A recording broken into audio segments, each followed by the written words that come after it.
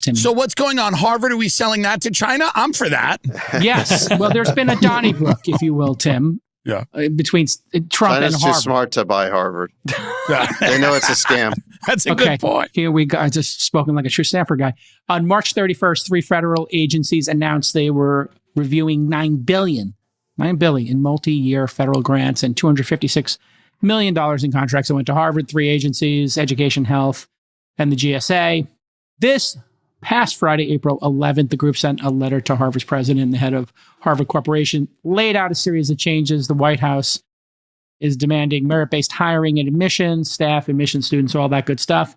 Cancel all your DEI programs, no more DEI. Reform international admissions. No more admitting students that are, quote, hostile to American values. Increase the different viewpoints on diversity across all departments and abolish admission practices that served as an ideological litmus test. Harvard's president, Alan Garber, said he would not comply. Later that day, the White House responded by freezing $2.2 billion in grants, $60 million in contracts. They now want to take away, the White House, the tax-exempt status of Harvard, which would be absolutely insane. It's happened actually once before in the 1970s. Bob Jones University in South Carolina was doing outwardly racist stuff. And the IRS, according to CNN, is looking into this. Your thoughts, Shimon?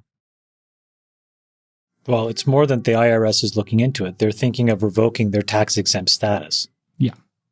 How about I tee this up slightly differently? Tim, you brought up something that I think is really important, which is, what is the American dream for all these people that are cascading between half jobs and half measures? That's right. That's a really important question. And right now, if you look at the top of the educational hierarchy, Harvard, what have we seen over the last few years? They are at the absolute bottom of the rankings with respect to free speech. They have lost all of these cases all the way up to the Supreme Court about how they do admissions. Harvard doesn't just have a front door. It's got a bunch of side doors, got a bunch of back doors, and they discriminate. And what is the opposite of discrimination? It's meritocracy. And I think with 20 plus years of discrimination, what Harvard did was made it fashionable for other schools to discriminate. And if you compound that for 20 years, it doesn't just touch the universities, it starts to touch the high schools and the middle schools. Where we live at the beginning of COVID, we had some morons at the Board of Education decide to take away AP Calculus and AP Math because it made people feel bad. It's absolutely ridiculous. And then we pound these kids with ADHD pills. And what happens is what you described, Tim.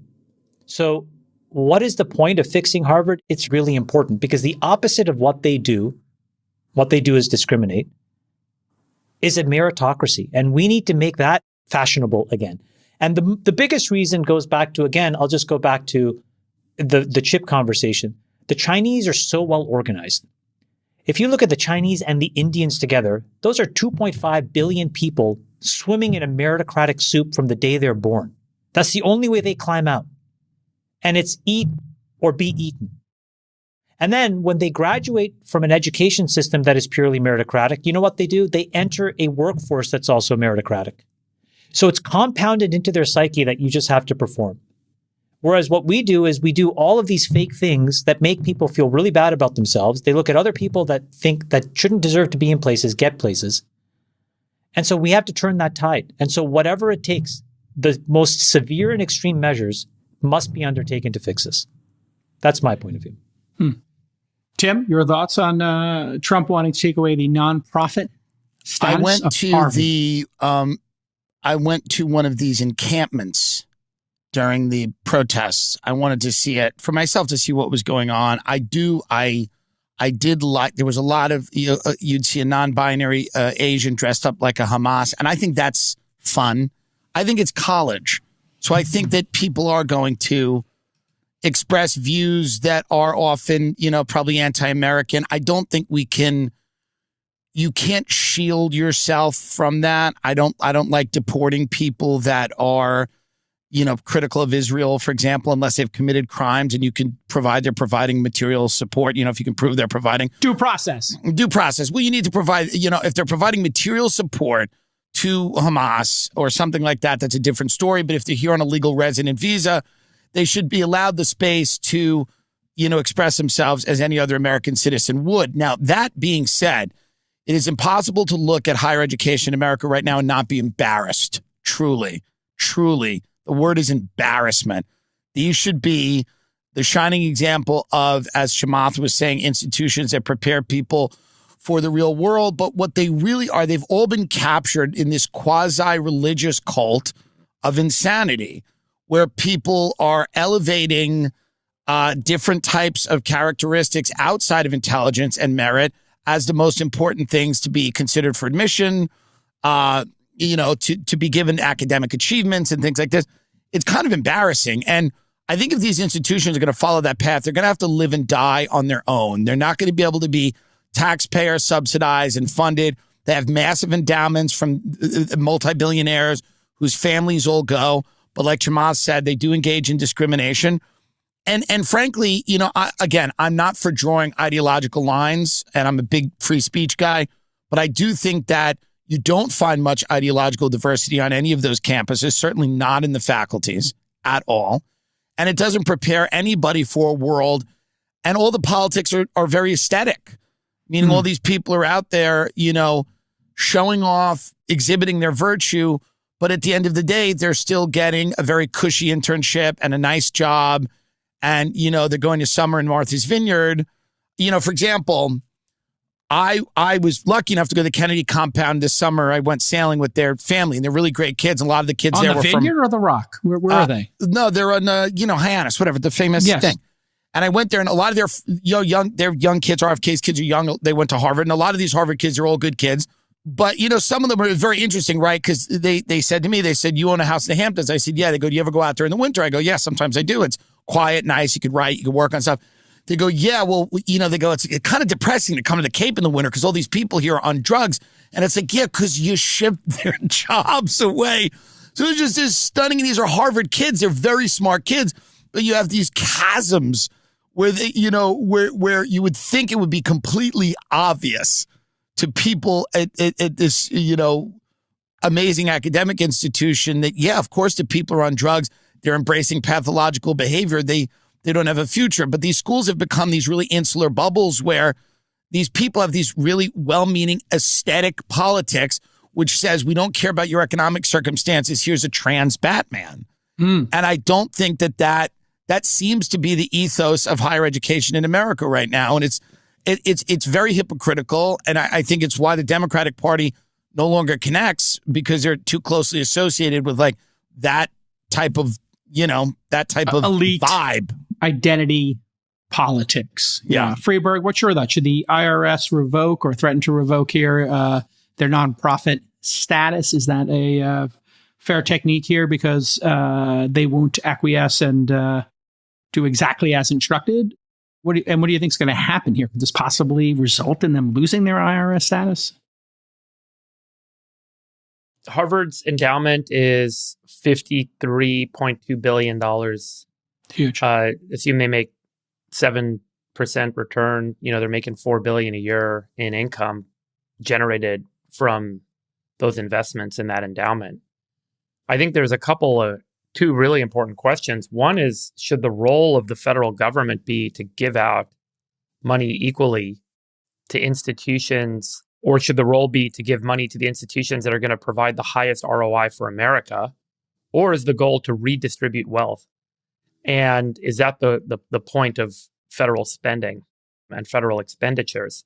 So, you could kind of think about Harvard, MIT, and a few other institutions that have truly great research institutions embedded within them as being the best ROI for America from a grant perspective. When you're giving out research grants, that's the best place because it just like any other great technology company, it accumulates capital because it accumulates talent. And that has a network effect. And now you've got a few institutions that have a monopoly on high quality talent. And as a result, it's the best ROI for America. Is that what the federal government is investing in? Or should the federal government be trying to support universities all over the place that are more in need, particularly a university that has $53 billion of capital? Do they really need the federal funds? So then the next question, I think, is like, what is the limit on the government's ability to influence whether or not an institution gets their capital. Is it statutory? Is it mandated by law? Or does it become politically motivated, socially motivated, et cetera? Because in other parts of how we're seeing decisions being made, we're saying Chevron doctrine was thrown out. And when Chevron doctrine gets thrown out, we can't rely on the regulatory scrutiny of the administrators of the capital. We have to rely on the law. And is there a law that they're relying on? And I think that's the key question, is to have the administration point to the laws that they believe are being violated to kind of make, I would say, a strongly defensible argument about why they would withhold the capital, to make sure that they're compliant with the law and whatnot, and have it not be kind of, just we would prefer to see you do things differently because we think it's socially better. So I think those are kind of the two key points. Whether or not these institutions deserve nonprofit status, I don't know why an institution that has $53 billion of capital and is making probably $4 or $5 billion a year shouldn't pay taxes on that income. That income is being used in a variety of ways to build nice buildings. And there's IP that's held by these institutions. That IP is used to start startups. They get equity in the startups. They have income streams on their IP. I mean, they really do operate like technology development centers. So, what is the original kind of reason for saying that they should be tax exempt? The majority of the capital is not being used to educate students. The majority of the capital is being used to reinvest to make new capital. Sachs, your position on Harvard losing its tax exempt status potentially because they will not stop their DEI programs, or they want to, I guess, better stated would be that they want to make their own decisions about this and not have the federal government make those decisions. Let's get to the nitty-gritty of the legal issue here. In 1983, there was a case called Bob Jones University versus the IRS, in which the IRS challenged the tax-exempt status of Bob Jones University because Bob Jones had this bizarre and reprehensible policy banning interracial dating on campus and interracial marriage based on a strange interpretation of scripture. At least that's what they said it was. In any event, Bob Jones lost that case and they lost their tax-exempt status. As far as I know, they kept the policy and they continue to operate as a private university. But the Supreme Court found that if you enshrine a racially discriminatory policy in violation of the civil rights laws, then you cannot get tax-exempt status. So that was the precedent. Fast forward to 2023, we have the case Students for Fair Admissions versus Harvard. This is the Supreme Court case a few years ago that said that affirmative action policies that use race as a factor in admissions are a violation of the 14th Amendment's protection against racial discrimination. So Harvard lost that case. They were found to be racially discriminating in admissions. Now, what Harvard did in the wake of that is that they claimed that they removed access to information about an applicant's race from the admissions process so that the admissions readers don't know what race a student is. This is their claim. But at the same time that they did that, they updated their application, replacing the long form essay, that all of us filled out decades ago when we went to school, with 5 shorter questions asking how applicants will contribute to a diverse student body. It's suspiciously similar to these DEI statements where prospective professors who are applying for jobs at these universities get asked, how will you contribute to diversity on campus, things like this.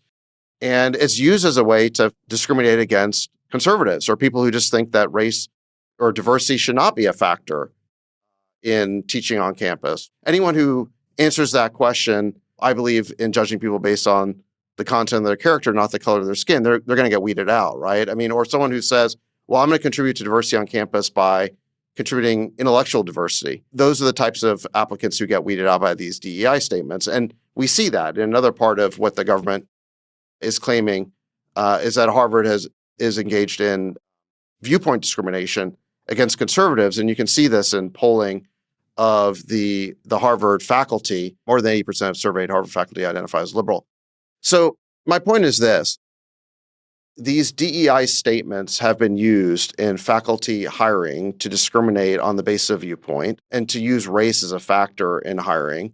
I think in a similar way, they've now updated their admission application to make all the essays about race. So I think this idea that they're not playing a game here and they're not trying to engineer the student class around race, it's hard to believe, right? I mean, these are people who have not changed their ideology. They believe what they were doing before that 2023 case was trying to engineer the percentages of each student class to match the percentages of each race in the American population, right?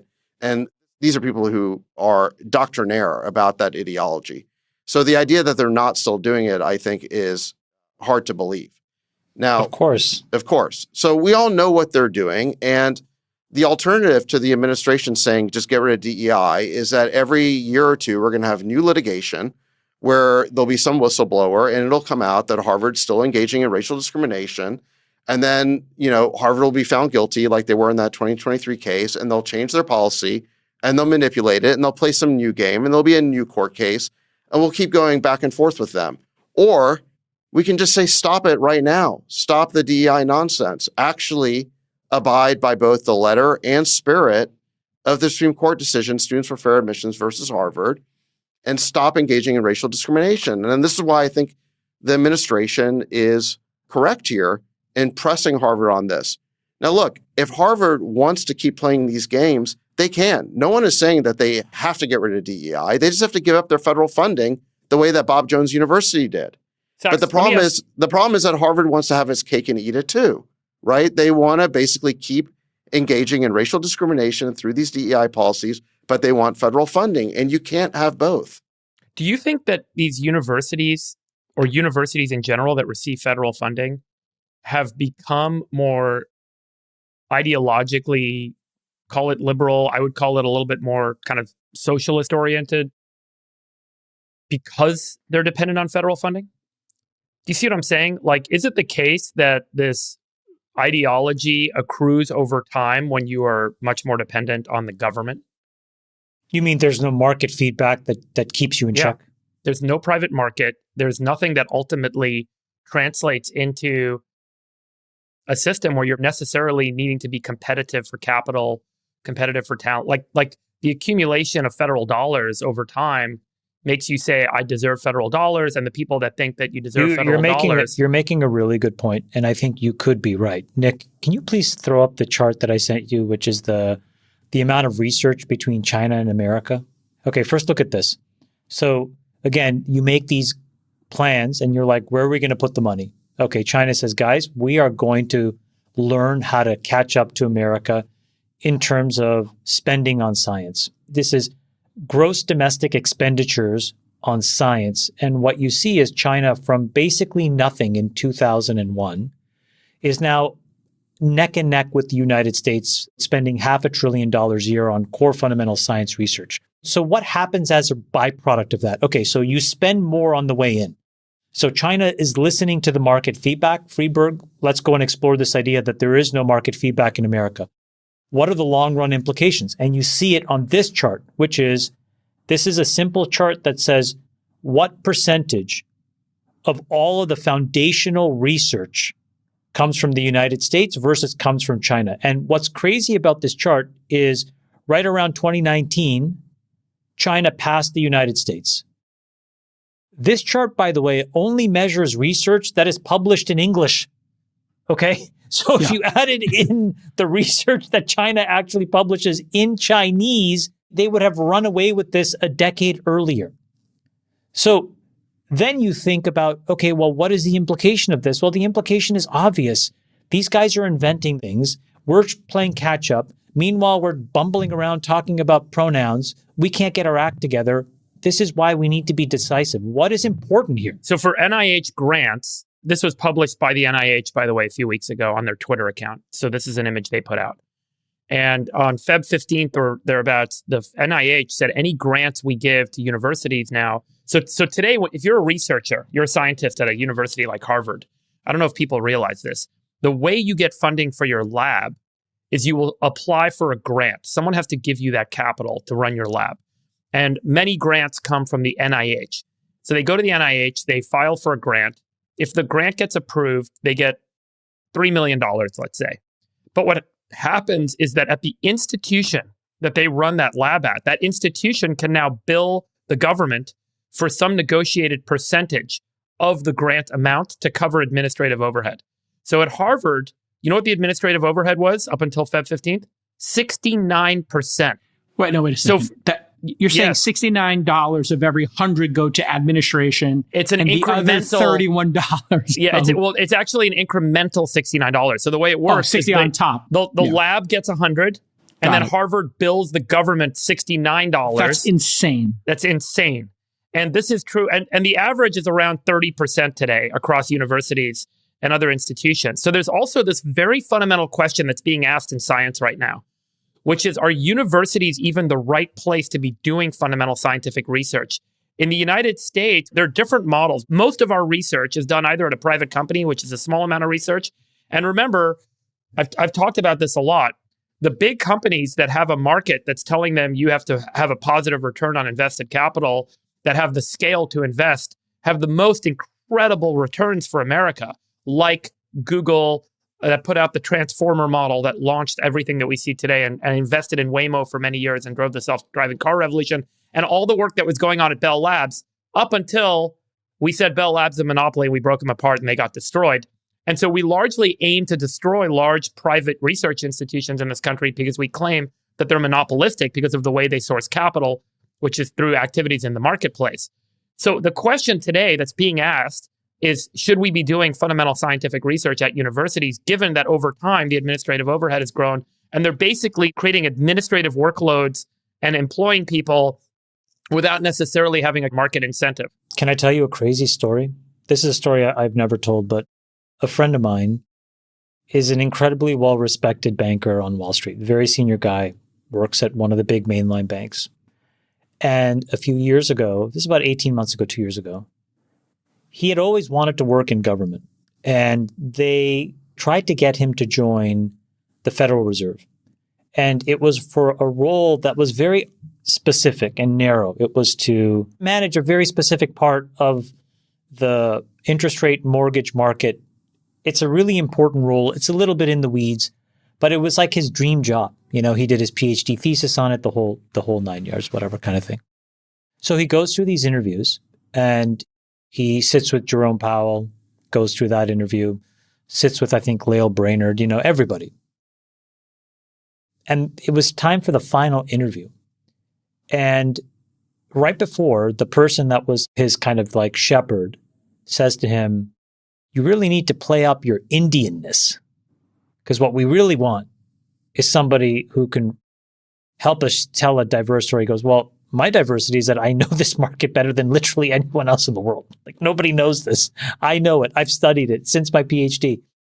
And he was so offended. He was like, you know what? I'm not going to go through with this. And we lost him. We, meaning the American taxpayer who supports all this. If you think of that example in all of the different places where we have not been hiring the right people, you get this slowdown in innovation, you get a slowdown in research, you get a slowdown in well-functioning organizations and institutions, and it's like a slow malaise. So how do you stop the rot? You have to stop it at the top, and you have to do something that is meaningful. And if it requires us to at least threaten Harvard, and by the way, look, let's be honest, it's called Harvard Corporation for a reason. Right? It's run like a corporation. It is an asset manager that may happen to have some educational things that they do on the side, which increasingly are not what we need it to do. And more importantly, it doesn't set the vanguard for how everybody wants to copy. And everybody used to want to copy Harvard. And now what they're copying are not the things that help us. So we have to find a way of waking them up and saying, guys, you have a responsibility for America. And maybe this is what it takes, and I hope they take the medicine and listen. Well, the Coulson brothers told us on a previous episode they were just funding researchers and letting them pick their own research to a certain extent. Tim, how would you play up your Indianness with Jerome Powell? The idea of that I asked him, is the best thing I've heard all week. I've asked him. He was told to play up his Indianness. And he was like, well, what does that mean, my Indianness? And they were like, well, talk about your love of Indian dance and Indian food. And he was like, are you kidding me? Like, is this a serious conversation? Jerome Powell sitting there and go, we were on the fence about you. But you showed up with this butter chicken. The chicken makhni. I was going to bring it up. You came in here with sag paneer, and now he brought a sitar. He starts playing the sitar in the. And it's like, what are you doing? He got the chai masala. Who's that guy showing up in a rickshaw? It's the chairman of the mortgage market. It's absolutely worked out. Hey, Tim, if you were in charge of this, because we do have some ins with the administration, maybe you should be directing some of this research. What would you tell? If I wanted to study anything at Harvard, it would be Brigitte Macron's gender. But I think we do have to focus on disease to an extent. But here's what I would say to add to that conversation. I would say that, like, these schools exist for a multitude of reasons, but one of them is to create a consensus among, the wealthiest and obviously people that are expected to be the most powerful in society, and to create a consensus about the values that are important to America at any given time. And I think the question should be, why are these values so important, and to whom? I don't think this is altruism and it's about helping the working class or helping minorities or helping people get more economic justice. It actually seems to me quite a transparent attempt for certain people to keep positions of power and certain structures to stay in place, while offering people this idea that there's a lot of change because there's a few ceremonial optical choices made where we're putting in a female CEO of color or someone who's Indian, but the internal structure stays the same. And if you just look at a school like Harvard and you go, oh, well, they're, yes, socialist in some respects, but in some respects, actually, if you challenge the Ukraine war, if you challenge aspects of the American empire, if you challenge look at all the wars, all of our wars are being sold with social justice. A lot of our wars are being sold because, if we don't see a national security interest in it, we're told that, well, people in that country are not being treated well. That country has values that we don't have in the West. And that may be true. But in many cases, it's not worth going to war over. And most Americans would say that. So who exactly is benefiting from these programs and these values being instituted? It isn't low-income people in the inner city. It seems to be kind of a lot of establishment. It's the opposite of inclusion. It's the opposite of inclusion. What has happened? It's the establishment trying to preserve itself by shutting out certain ideas and certain people and, giving very ceremonial nods to, play up your Indianness, play up this, play up that. But, it's like when the CIA goes and she goes, I'm the first female drone pilot. And a lot of Americans are going, what exactly is our national security interest in a drone strike in whatever country? And do we need to be doing this? And should the money be better spent somewhere else? But instead of having that conversation, it always ends up being hijacked. So this DEI to me just seems like a way for a lot of the same establishment people to keep their power and influence by offering these very optical advancements to people that may, pay lip service to certain ideas, but when it comes down to it, they're very loyal to the same power factions that, have always kind of driven the narrative in our country. Completely agree. Yes, we know the cornerstone is Christ alone.